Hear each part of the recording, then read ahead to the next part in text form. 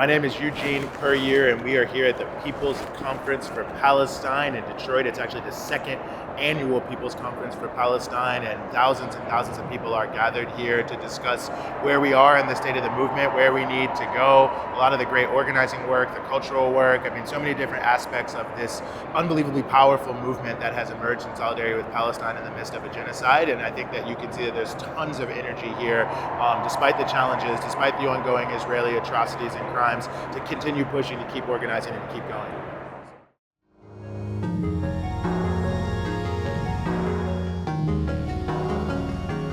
What we're seeing in Sudan, what we're seeing in Congo can be boiled down pretty simply to this, is that there's a battle raging all across the African continent to say that the 500 years of humiliation, of colonialism, of the impact of the slave trade, of neo-colonialism, is that going to continue for another century, another 2 centuries, or is there going to be a significant change in the continent? Are people going to be able to take hold of their resources and use them to transform their lives, as opposed to just transform the bank accounts of rich people in Europe and the United States of America? And the two conflicts are very different, but when you really look at what's happening, you can see that there is a concerted attempt by those who have been benefiting from the theft and of the resources of the African continent, from the exploitation of the labor of the African continent, and that's internationally, and the elites in Africa themselves are trying to suppress this new impulse. So in Sudan, you have a proxy war that broke out after a massive protest movement that really was trying to make the country more equitable and more fair in every single way. You had a number of international forces from the Gulf states, from the United States, and from Europe who did not want to see that change happen.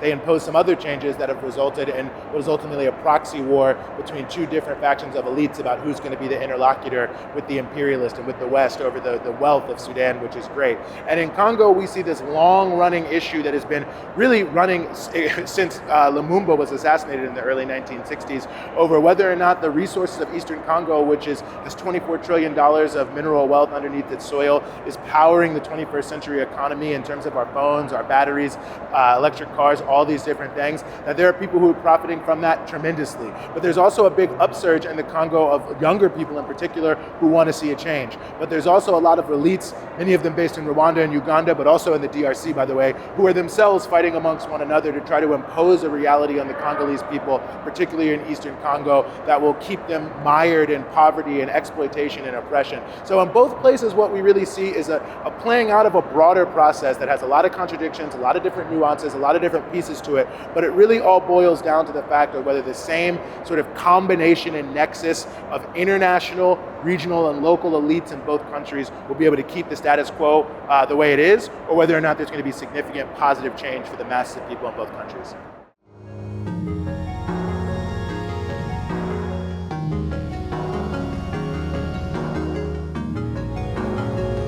Well, I think one of the biggest obstacles is the lack of knowledge. I mean, when we're talking about the African continent, I mean, the level of coverage that we exist in the mainstream media, the level of mythology and propaganda that's put out, not just in the media, but even from a lot of academia, means that most people don't know that much about what's going on. To the extent they do know, they have the most simplistic narratives. Things are being wrapped in this traditional, it's just Africans fighting, and poor people and all these other things that don't let people see what's really going on underneath. And that most of what you see in Africa is based on a framing that is set forward principally by the United States and Europe about what is acceptable, what's not acceptable, and what the sort of contours of African governments are going to be allowed to do. And so I think that's really the first step. And I think you can see similar things with struggles all around the world. Is the first step is often people becoming educated and knowing what's really going on, understanding the stakes, and be able to fit in the relationship to the struggles that they care about. So I think that's really one of the biggest obstacles we face right now, at least in the US, to building stronger solidarity movements, is even the knowledge of what's going on and the knowledge of how it affects people here.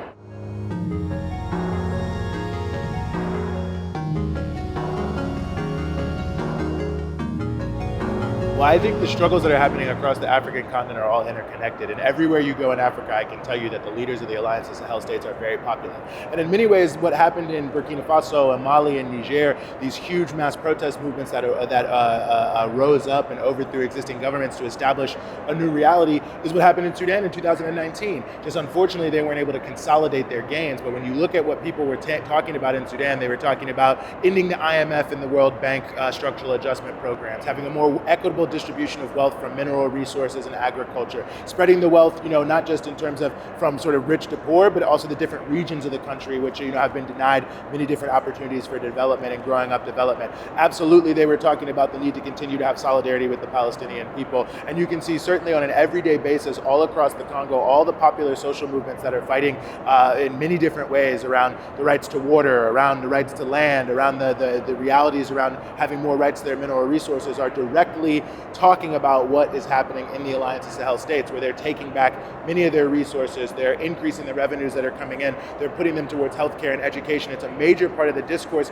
You can see the same thing in Kenya. I mean, Kenya, which has had the Gen Z uprising, where millions of people have risen up against the government of President Ruto, people are talking about what's happening in the Alliance of Sahel states. They're talking about the need to make real transitions away from neocolonialism, to challenge capitalism, to have more equitable distributions of wealth, more access to opportunity. So everywhere you look in the continent, you have a lot of interconnected movements that are learning from each other, talking to each other, that are expressing similar things. I mean, Senegal is another example of this, with the struggle of Ousmane Sonko, who's now the prime minister, against a government that was trying to suppress a mass popular movement against French-backed neo-colonial governments there in Senegal. You could see it in northern Nigeria with the huge protest movements that arose in 2024 that were looking very similar to the movements that ultimately led to what we see in the Alliance of Sahel states. So I think it's very consistent across the entire continent that there really is a mass protest movement rooted in the young population. I mean, 70% of the African continent or something of that nature is under the age of 35. There are people who do not want to live anymore in the reality that they saw their parents and their grandparents of deprivation, of poverty, while others are getting rich on the backs of African land, labor, and resources. And so I think it's very connected. There's a lot of cross conversations, and I think we're going to see a lot of transformations happening across the continent in the next several years.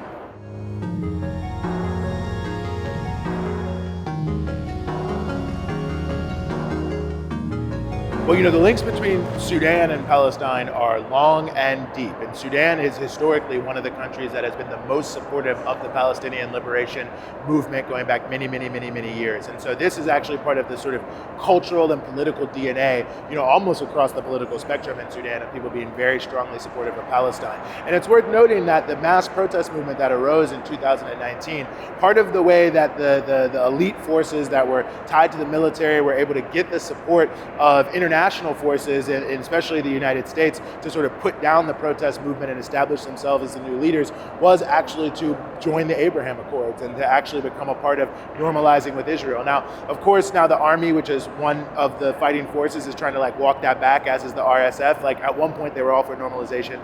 Now that they're all looking for support around the world, they're claiming that they're supporting Palestine. But we have to recognize that this is what actually brought the U.S.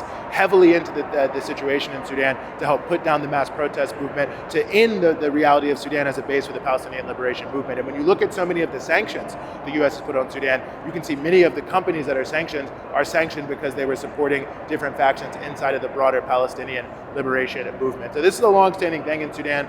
The resistance committees, which are the backbone of the mass protest movement, one of their main demands after the initial coup, which placed the military leaders in power before the civil war, was in fact to roll back normalization and to actually continue to support the Palestinian people. So the connection is close. And when you look at what's happening in Congo, there's also a deeper connection there. I mean, Rwanda, which is really at the centerpiece of this sort of elite, internationally backed attempt to control the resources of the Congo for primarily Western corporations, from Apple to Ford Motor Company. Since we're here in Detroit, might as well mention that one, is very close to Israel. And in fact, whether we're talking about cybersecurity, whether we're talking about agriculture, whether we're talking about many different things, Rwanda has always had a close relationship with Israel and has never really put any position in support of the Palestinian people, which historically many African countries, in sub-Saharan Africa in particular, have had as a major part of their understanding and their discourse is support of the Palestinian people and national liberation movement. But countries like Uganda, also very close to Israel, by the way, and countries like Rwanda have played a significant role.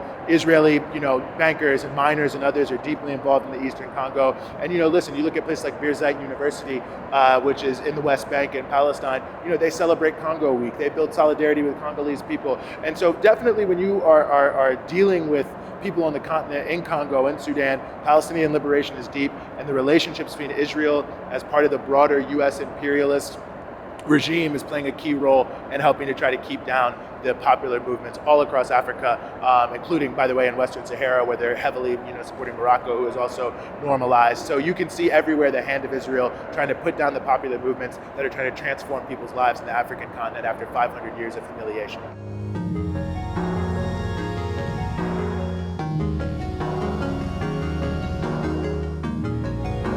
if you're certainly a journalist, the most important thing you can do is try to cover this and try to find the myriad of voices that exist, both Congolese and Sudanese, that can speak out in every possible language. So there's no shortage of people who are involved on the ground in the diaspora who are able to help explain what's going on and how people can understand it in a better way. And if you're an activist, especially here in the United States, continue to raise the issue, continue to make the connections. I mean, let's look at the big companies, the big corporations that are ultimately responsible and complicit for the reality that's going on. I mean, right now, for instance, Congo is challenging Apple in the courts in France, and Apple is saying we have nothing to do with anything that's happening in the Congo. But without the voracious appetites of the Western multinationals, you would not have the pressure that goes all the way down to the level of 13-year-olds in pit mines and having short lives and being poisoned by mercury. I mean, it is really being driven by this broader U.S. capitalist imperialist economy, and we have to hold those corporations accountable because they are right here where we are in the belly of the beast. And I think that we can do that. We can make those links. It's very possible, and we can continue to push.